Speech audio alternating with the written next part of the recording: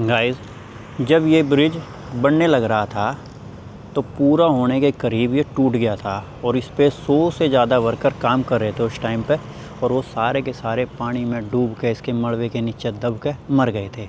तो उन्हीं की याद में और उन्हीं की शहादत में ये पैगोडा बनाया गया था यहाँ पर। वियतनाम के अंदर ये ट्रांसफार्मर वाले ट्रक ज़्यादा चलते हैं। अगर यहाँ पे आप जितने ट्रक देखोगे ना तो उसमें 95% ट्रक आपको यही दिखेंगे, ट्रांसफार्मर वाले ही। मेरा वो छत्ता ओढ़ के जा रही बाइक पर बैठ कर। लो खैर वियतनाम भी भाई इनक्रेडिबल है। इसका घर पास में ही है आदमी का, तो ये तो निकल जाएगा बिना हेलमेट से। गाइस, आज अभी ने बैग का और अपनी शर्ट का मैच मिला रखा है। गुड मॉर्निंग ने, how are you today? Now खम डाओ। खम का मतलब होता है नहीं और डाओ का मतलब होता है भाई दर्द, कि अब दर्द नहीं है पेट में, नहीं के। गुड मॉर्निंग आवे, वेयर आर यू गोइंग? लालत प्ले कार। अभी तो भाई दालत को भूल ही नहीं पा रहा है और दालत को बोलता है लालत। अभी कई बार इसको नाम रटाया है पर धीरे धीरे रट जाएगा अभी का। अभी यू एंजॉय योर स्कूल बेटा, ओके? या पहले भाई अभी का bag, you don't go school, okay bye bye अभी, okay you enjoy your time, catch mummy, bye bye. पहला अभी का बैग नी लेके आती थी, आगे रखे जाती थी, अब धीरे धीरे अभी अपना बैग खुद ही भाई पीछे टांग के जाने लगा है स्टूडेंट स्टाइल में। और सामने बच्चे साफ़ सफाई कर रहे हैं स्कूल के, हम भी करते थे। हे गाइस, गुड मॉर्निंग, स्वागत है आप सबका एक और नए ब्लॉग में वियतनाम देश से। मॉर्निंग की एक क्लास हो गई है कंप्लीट, स्टूडियो की साफ़ सफाई भी कर दी है क्लास के बाद में। तो अभी करते हैं अपने ब्रेकफास्ट की तैयारी और इसी के साथ में करते हैं दिन की शुरुआत। बने रहिए हमारे साथ, स्वस्थ रहिए, मस्त रहिए, योगा और जिम करते रहिए। ने क्रिसमस का पेड़ तैयार कर दिया है। अभी तो 1 महीने से ज़्यादा बचा हुआ है, पर भाई यहाँ पे साज सजावट बहुत पहले से शुरू हो जाती है क्रिसमस की। तो यही पेड़ हम पिछले 2 साल से यूज कर रहे हैं। नहीं, we are using this from last 2 year.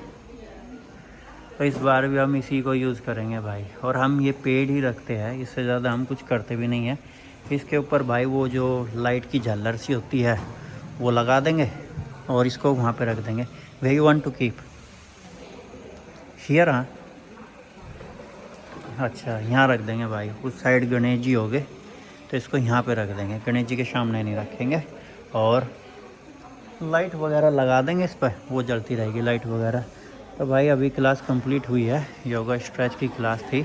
वैसे तो ये क्लास 24-25 मेंबरों पे चली जाती है, पर आज 17 ही मेंबर आए थे, क्योंकि भाई बाहर का मौसम एकदम रोतड़ा हो रखा। रोतड़ा मतलब भाई कोई एनर्जी नहीं है मौसम के अंदर और फ्लूड भी चढ़ा हुआ था। फिर भी क्लास अच्छी खासी चली गई है और अभी हम इसकी और थोड़ी बहुत साज सजावट कर देते हैं। गाइस, आज वर्कआउट है शोल्डर का और शोल्डर का ही लूँगा। अब मैंने मिक्स वर्कआउट करना छोड़ दिया है। पहले शोल्डर के साथ में मैं लेग ले लेता था, तो अब लेग वगैरह नहीं लूँगा, शोल्डर का ही लूँगा। 2-4 सेट ज़्यादा ले लेंगे। ये देखो बराबर के जो ये है ये अलग से ही दिख रहे हैं, हल्के हल्के से कूलर भी दिख रहे हैं। तो लगभग डंबल के तो सारे सेट हो ही गए हैं। ये रोड का सेट कर रहा हूँ, ये फ्रंट साइड से जो ये ऐसे उठा के लगाते हैं। नाम वगैरह मुझे पता नहीं है, पर हाँ सेट सारे से ही लगा लेता हूँ। तो जल्दी आ गया था मैं आज, तो पूरी की पूरी डंबल की रैक तो भाई एकदम खाली पड़ी है। ये देखो, जबकि आज बुधवार है और बुधवार को ज़्यादातर सबका वर्कआउट शोल्डर का ही होता है। तो मैं जल्दी आ गया, तो जल्दी ही वर्कआउट भाई कंप्लीट हो जाएगा। आज फ़ोटो शूट वगैरह नहीं हुआ मौसम के चलते हुए।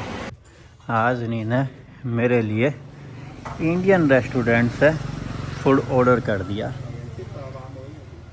और क्या मंगाया है, आलू पराठे। और आलू पराठे भी भाई कितने मंगा दिया है इसने, 4। How many paratha? ये देखो भाई 4 पराठा। और ये गाड़ी को कह रही है कि भाई इतनी नज़दीक लगा के क्यों खड़ी कर दी, बिल्कुल मना भाई एकदम बिल्कुल चिपका के खड़ी कर दी है। तो भाई ये हरी चटनी है, ये दही है और इसके अंदर है 4 आलू पराठा। तो गणेश जी भगवान मज़ा आ जाएगा। अभी अपना लंच करने में। और कितने के आए है ये भाई? 4 पराठा। मैं दिखा देता हूँ आप लोगों को। यह है 80 अंडे के। हमारे इंडिया के हिसाब से ये 4 आलू के पराठे लगभग 300 रुपये के हैं। 290-95 रुपये करीब के है भाई ये। आज मौसम काफ़ी अच्छा हो रखा है, ना तो ज़्यादा धूप है और ना ही ज़्यादा तेज़ हवा है। और खाना पीना भी मेरा ऑलरेडी हो चुका है। तभी मेरा मन हो गया है कि चलो एक अच्छी खासी राइड के लिए चलते हैं, क्योंकि काफ़ी लंबा समय हो गया मैंने धूप भी नहीं ली है और राइड के लिए भी नहीं गया हूँ मैं। तो देखो भाई, प्रॉपर हेलमेट लगा लिया है, चश्मा लगा लिया है, मास्क पहन लिया है और भाई जैकेट वगैरह मैंने पहन लिया, जूते वगैरह भी। तो आप भी जब बाहर राइड के लिए जाओ तो भाई अपने पूरा सेटअप पहन के चलो, जूते वगैरह, हेलमेट वगैरह। स्लेटी रंग के बादल और भाई जो मोटे मोटे है ना, काफ़ी बढ़िया है।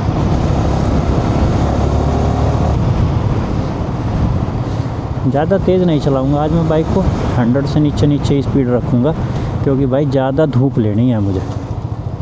धूप लेना बहुत ज़रूरी है और एक काफ़ी लंबा समय हो गया धूप नहीं ली थी।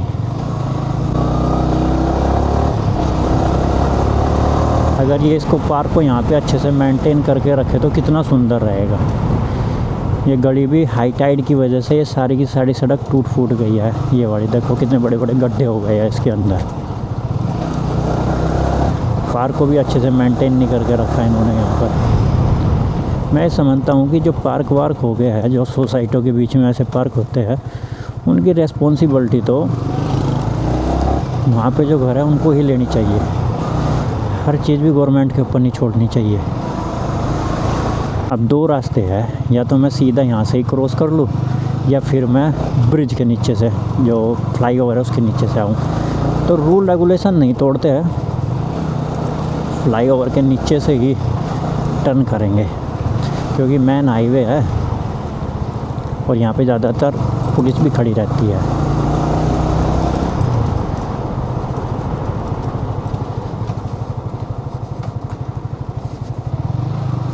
दो मीटर की हाइट है बस इसमें।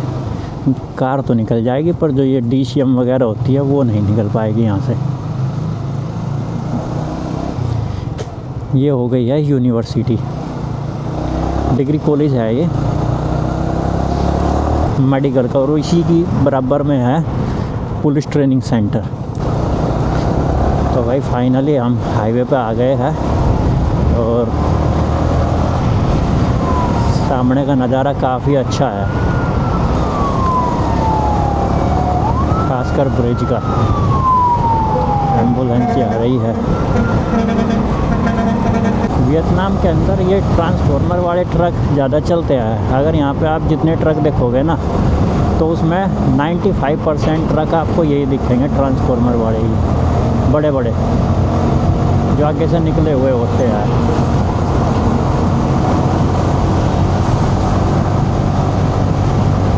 तो ये हो गया है ब्रिज शुरू यहाँ से। जब भी मुझे राइड करने का मन होता है, या तो मैं इस वाले रोड पर आता हूँ या फिर मैं एयरपोर्ट वाले रोड पे चला जाता हूँ। एयरपोर्ट वाले रोड पर और यहाँ पर एक सुनिश्चित है कि धड़का नहीं मिलेगा कहीं पूरी सड़क में आपको। आप कितना भी एक्सीलेटर खींच सकते हो एयरपोर्ट रोड वाले पर। यहाँ पर थोड़ा ट्रैफिक रहता है तो इसलिए ज़्यादा तेज़ यहाँ पर चला नहीं सकते। अभी पूरी हाइट पर पहुँचने वाले हैं ब्रिज की। रात को और भी सुंदर लगता है। मैंने आप लोगों को ऑलरेडी ये दिखाया है रात का व्यू भी। आज तो ट्रैफिक ज़्यादा सी लग रहा है।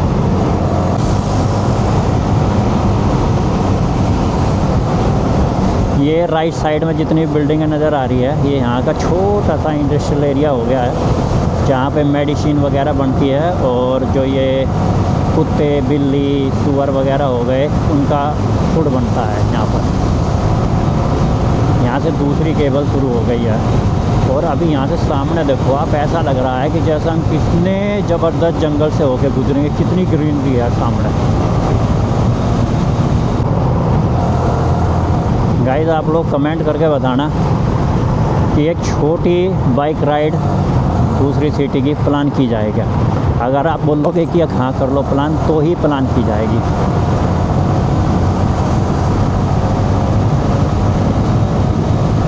तो यहाँ से लूँगा मैं राइट टर्न, इंडस्ट्रियल एरिया में जाएंगे। उसके बाद में ये जो ब्रिज है इसके नीचे को घूमकर पास में एक पैगोडा है, तो वो पैगोडा विजिट करेंगे। ये वही इंडस्ट्रियल एरिया है जहाँ पे एक बार हमने अपना फ़ोटो शूट कराया था। और जब हमारी गाड़ी पहली बार पंचर हुई थी ना, पंचर क्या, वो टायर ही बस्ट हो गया था, वो हमें टायर ही चेंज कराना पड़ा था। वो भाई मैंने यहाँ खड़ा होकर बदला था वो टायर, जहाँ पे ये भट्टी है ना अम्मा जी, वो यहाँ खड़ा होकर बदला था। ये सीधा रास्ता निकल जाएगा बिनमिन, और यहाँ से राइट ले लूँगा मैं तो पहुँच जाऊँगा मैं मेन हाईवे पर थोड़ा सा सीधा जाऊँगा मैं। पहले ये रास्ता नहीं था, ये अभी 1-1.5 साल पहले ही बना है ये वाला रास्ता। यहाँ से राइट साइड मेन हाईवे पे चले जाएंगे और सीधा यहाँ से चले जाएंगे बिनमिन सिटी। तो बिनमिन सिटी तो जाना नहीं है, ये हो गया है भाई पैगोडा। वो जो मैं कह रहा था कि भाई ये पैगोडा है, इस पैगोडा की भी अपनी एक हिस्ट्री है। तो थोड़ा सा जो है देखते हैं पैगोडा के बाहर खड़े होकर।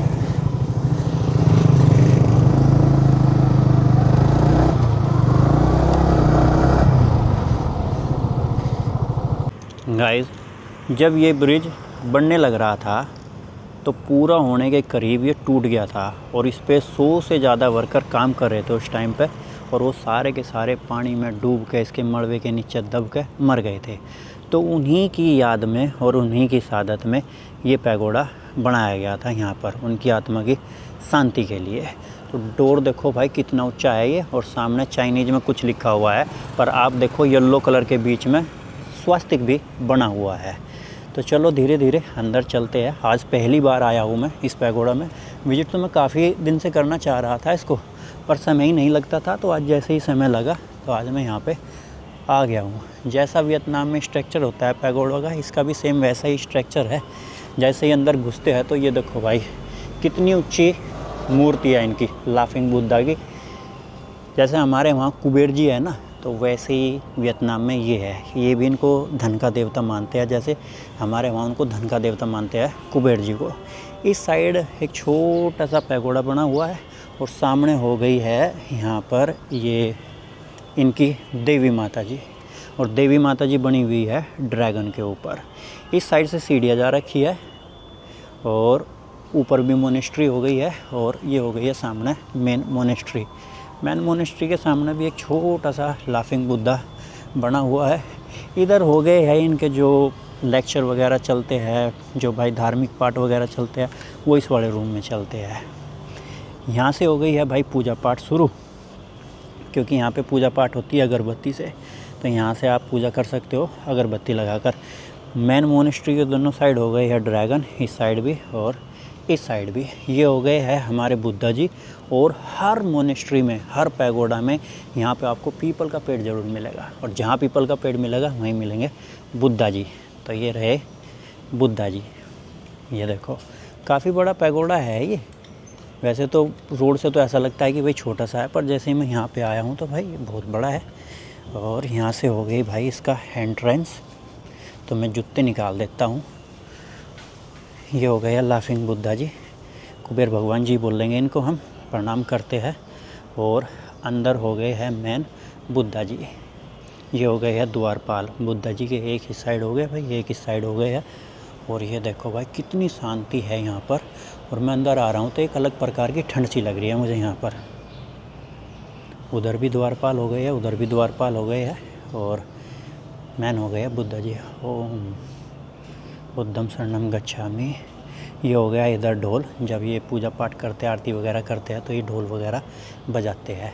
तो ये कुछ ऐसा स्ट्रक्चर है इस पैगोडा का। ये देखो भाई कितनी शांति है।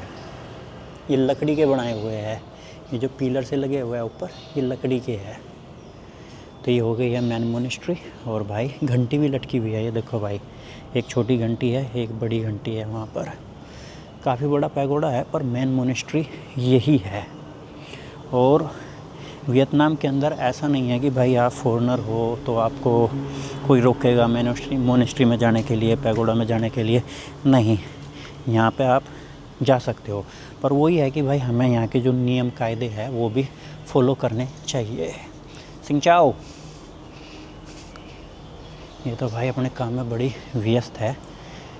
तो भाई सिंचाओ का मतलब होता है यहाँ जैसे हमारा नमस्ते होता है, सेम वैसा ही। तो थोड़ा सा इस साइड चलते हैं, इस साइड कंस्ट्रक्शन चला हुआ है और सामने हो गए है जैसे हमारे ब्रह्मा जी है और जैसे हमारे विष्णु जी है, उनके बहुत सारे हाथ हैं। वैसे ही देखो भाई यहाँ पे भी बहुत सारे हाथ हैं इनके भी। इनका नाम तो मुझे पता नहीं क्या है, पर देखो बहुत सारे हाथ हैं इनके भी। इनको भी हम प्रणाम करते हैं। इनके हाथ में भाई हथियार भी है, किताब भी है, सारी चीज़ें हैं। कुछ ऐसा स्ट्रक्चर है इसका, एक छोटा सा इधर बनाया हुआ है इन्होंने। और एक मोनेस्ट्री हो गई है इस साइड, इस पे तो स्वास्तिक बना हुआ है देखो कोने पर, ऊपर की साइड। तो इधर तो कुछ इनके पार्ट वगैरह भी चले हुए हैं। इसके अंदर है, ये देखो भाई, ये भी इनके कोई देवी देवता है और ये बैठे हुए हैं शेर के ऊपर। जैसे हमारी सिरे वाली माता जी शेर के ऊपर बैठी रहती है, तो ये शेर के ऊपर बैठे हैं और स्वास्तिक का निशान बना हुआ है यहाँ पर। तो भाई पीछे आ गया ये इनका रेजिडेंस एरिया। तो कुछ ये है भाई पैगोडा आपके सामने। यहाँ पे कुछ महिलाएं वगैरह है जो पूजा पाठ कर रही है। इनकी चेस्ट पे भी स्वास्तिक का निशान बना हुआ है, ये देखो भाई। तो कुल मिला के आप ये लगा सकते हो कि जो वियतनाम में जितने पैगोडा वगैरह है, मोनेस्ट्री वगैरह है, वे कहीं ना कहीं हमारे हिंदू धर्म से बहुत रिलेट करती है और हमारे बहुत सारे कल्चर आपस में मिलते जुलते हैं। तो कुछ ये था भाई पैगोडा जो मैंने आप लोगों को दिखाया है। तो आप लोग कमेंट करके ज़रूर बताना कि भाई आपको ये कैसा लगा है। अपनी एक अच्छी खासी राइड भी हो गई आज और ये पैगोडा भी विजिट हो गया है यहाँ पर। तो चलते हैं भाई, ऊपर की साइड जाना चाहिए मुझे या नहीं जाना चाहिए, थोड़ा चल कर देखते हैं। जब आई गए हैं तो ऊपर भी चलते हैं। इस पैगोडा का नाम ये है बो डे कोतू बिन मिन विंगलोंग। ऊपर भी चलते हैं, पर कोई नहीं, देख लेंगे ऊपर चल के। भी छत रिप्टन हो रखी है यहाँ पे और इनके कुछ पार्ट वाट चले हुए हैं। ये देखो भाई सीढ़ियाँ कैसी बना रखी है, घुमावदार। ये शायद जो देवी माता जी है इनकी पूजा पाठ के लिए बनाया हुआ है ये, या भाई इनका ऊपर कुछ रेजिडेंस वगैरह होगा। छोटी छोटी सीढ़ियाँ है। ये है भाई इनका पूरा स्ट्रक्चर ना, ये वैसे ही है खुला हुआ ऊपर से। ये देखो यहाँ से भाई ब्रिज भी अच्छे से चमकता है, काफ़ी सुंदर लग रहा है। ये है पैगोडा। 360 व्यू मैंने आप लोगों को दे दिया है और आप कमेंट करके ज़रूर बताना कि भाई आपको कैसा लगा।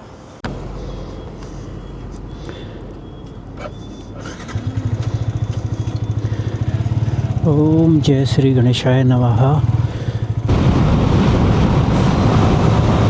और देख रहे हो बाइक कितनी चलती है। मेन हाईवे है ये और मेन हाईवे पे देखो कितनी बाइकें हैं।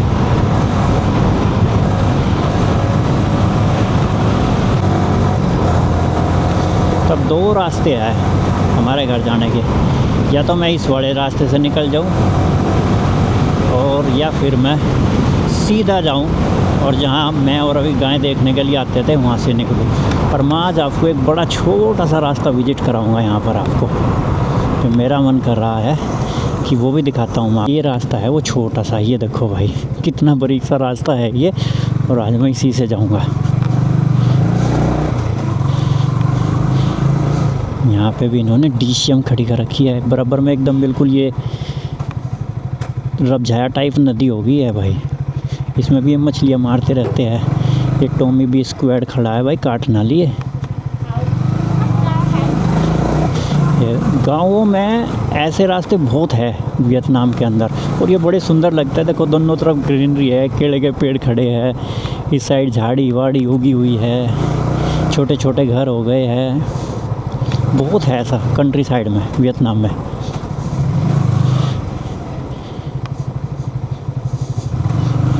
और इन्होंने यहाँ पे भी देखो भाई गाड़ी घुसा रखी है, ये देखो। यहाँ से बोलेंगे हम राइट।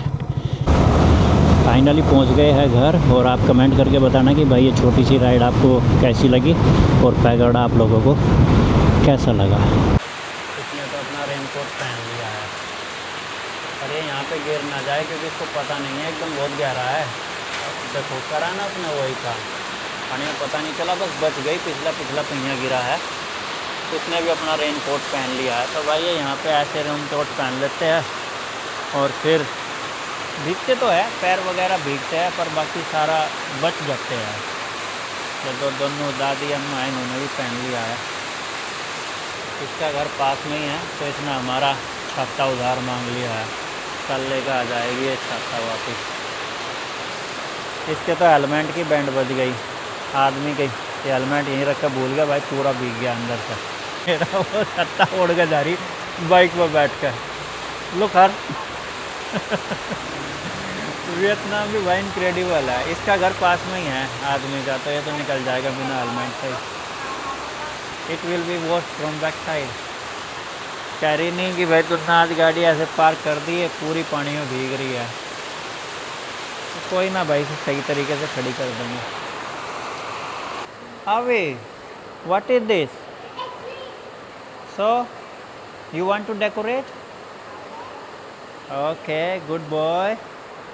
और मुझे आते ही कह रहा था कि मेरा सरप्राइज़ कहाँ है। तो अभी 2 मेंबर बच गए हैं, एक कार से आई हुई है, एक बाइक से।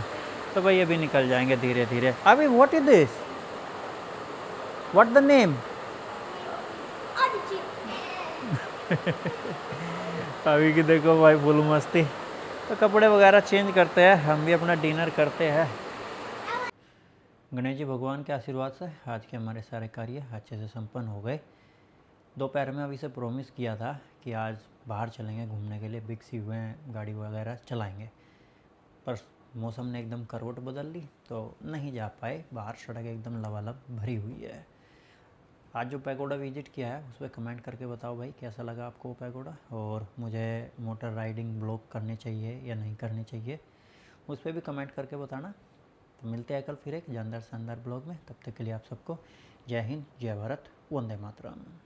ओम जय श्री गणेशाय नमः। Good night.